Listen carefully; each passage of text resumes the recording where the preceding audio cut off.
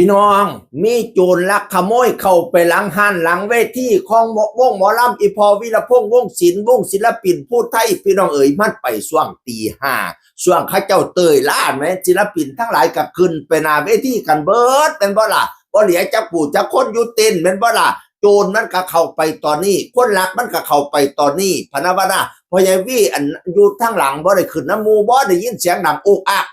ก็เลยเข้าไปเบิ่งก็เลยเห็นพอดีมีคนกำลังสิเข้าเต้นของหัวหน้ามากลูกชายเล่าพี่น้องวันนี้ก็เลยมีคนห้องบอกว่าอย่าเข้าเด้ออย่าเข้าเด้อหัวหน้ามากบ่อยู่หัวหน้ามากขึ้นไปถึงเวทีพะนะว่านั่นน่ะพอแต่ได้ยินเสียงปึ๊บบักนั้นมันก็เลยบ่เข้าแล้วก็มีบักนึงออกมาจากเต้นแล้วเรียบร้อยพะนะว่านั่นน่ะป้าข้าเจ้าก็เลยนั่งจับกลุ่มวันนี้ไปสำรวจเต้นต่างๆแล้วโทรศัพท์ก็เสีย2เคียงไอโฟนอย่างดีพวงมาลัยพวงบักใหญ่ซ่อดอกไม้ของมีค่าเสียหายต้องหลายเต้นพี่น้องเอ๋ยป้าตอนแรกมันก็บ่ยอมรับเด้เว้าจังได๋ก็บ่ยอมรับปะนะว่านั่นน่ะบ่ได้ลักบ่ได้ขโมยแถมเป็นวัยรุ่นหน้าตาดีด้วยว่าซั่นอีพอละวานั่นน่ะแล้วก็เปศิลปินมากแจกเงินหน้าเวทีเป็นตะไนจักเอาเงินมาจากไหนมันแจกหน้าเวทีเป็นตะไนที่ใดๆมันมาลักเอาอยู่หลังห้านพี่น้องจักมันเหตุกับหลายคณะหลายเวทีมาหรือบอกกับบ่จักพี่น้องเอ๋ยบัดนี้ทางเพจศิลปินผู้ไทยเขาเจ้าก็เลยมาเขียนไว้จังซี่ล่ะพี่น้องเอ๋ยในนามหมอลำคณะศิลปินผู้ไทยขอเรียนชี้แจงว่าวันที่15กุมภาพันธ์เวลา5 นาฬิกาตี5เนาะตี5วันที่15แสดงตั้งแต่วันที่14วันวาเลนไทน์ช่อดอกไม้ก็สิหลายเงินก็สิหลายมาลัยเงินก็สิหลายพี่น้องเอ๋ยคณะทำการแสดงอยู่บ้านทงลุยไร่ตำบลทงลุยไร่อำเภอคอนสารจังหวัดชัยภูมิในมีกลุ่มบุคคล4คนแอบอ้างเป็นแฟนคลับเข้าไปในเต้นศิลปินก่อเหตุลักทรัพย์ศิลปินผู้เสียหายคือพระเอกนุพงษ์สลั่นโทรศัพท์ไอโฟน2เคียงน้ำหอม1ขวดพร้อมเงินสดว่าหน้ามากวงศิลป์ซ่อดอกไม้2ซ่อพร้อมเงินสดนางเอกแพ้วดาวศิลปินผู้ไทยเงินสดนางเอ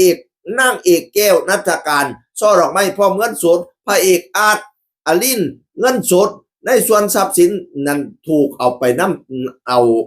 ในส่วนของทรัพย์สินที่ถูกนำไปมีทั้งเงินสดโทรศัพท์และช่อดอกไม้โทรศัพท์ได้รับขึ้นในสภาพเสียหายเนื่องจากว่ามันพยายามทำลายหลักฐานโทรศัพท์ก็เลยเสียหายพี่น้องโอ้ยมาสัวเทไอโฟนอย่างดีพี่น้องเงินบางส่วนมันไปไว้กับครอบครัวมันเรียบร้อยบื้อสร้างเปลี่ยนแท้ข้าเจ้าว่าเห็นมีคนบอกว่าเห็นมันเอาซ่อดอกไม้ไปทิ่มอยู่เฮียนหน้าเฮียนผู้ใหญ่บ้านเพราะว่าเฮียนผู้ใหญ่บ้านนั่นอยู่หลังเวทีพอดีปะนั้นสถานที่กลางเต้นกับบ่หลายปานใดพี่น้องเอ๋ยหลังเกิดเหตุทางวนก็เลยแจ้งกับเจ้าพนักงานสอบสวนในพื้นที่จับกลุ่มได้2คนอีก2คนบ่มีหลักฐานในการเชื่อมโยงไปดำเนินคดี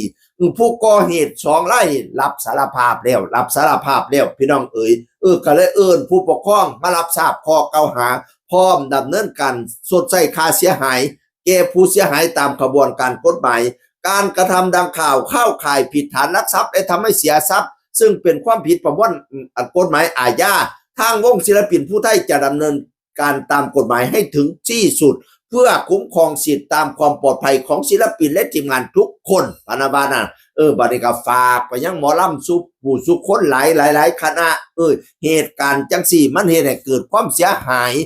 ฝากเตือนไปยังเพียนศิลปินหลายๆคณะพร้อมพนาบานะเพราะว่าช่วงเตยล่าเนาะมันขึ้นเทิงห้านกันเบิดบ่มีผู้ใดเฝ้าเต้นพี่น้องทรัพย์สินก็หลายบางคนได้พวงมาลัยพวงบักใหญ่คือจังเอาเห็นล่ะไปห้อยโอนต้นไว้นำเต้นบัดนี้เนี่ยอุ้ยเป็นหมื่นเป็นแสนเนาะบัดนี้นี่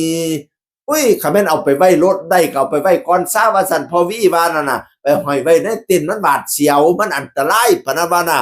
ฝากเตือนไปยังหมอลำหลายๆคณะพร้อมปะนะว่านั่นน่ะด้วยรักและเป็นห่วงโอ้ยตัวชาตินำมาก่อนเนาะหน้าตาดีนำดิพอวีว่านั่นน่ะเป็นวัยรุ่นบ่เป็นคนเฒ่าคนแก่แถมไปเปหมอลำว่าซั่นเนาะโอ้ยมันก็สิว่ามันสายเปแล้วเนาะผู้ใดสินึกได้ว่ามันเป็นหัวขโมยมาเอาเงินหมอลำแล้วไปเปหมอลำสัวซ่าหายนิสัยบ่ดีเสียคือคนเก่าเว้าสู่ฟังสวัสดีครับ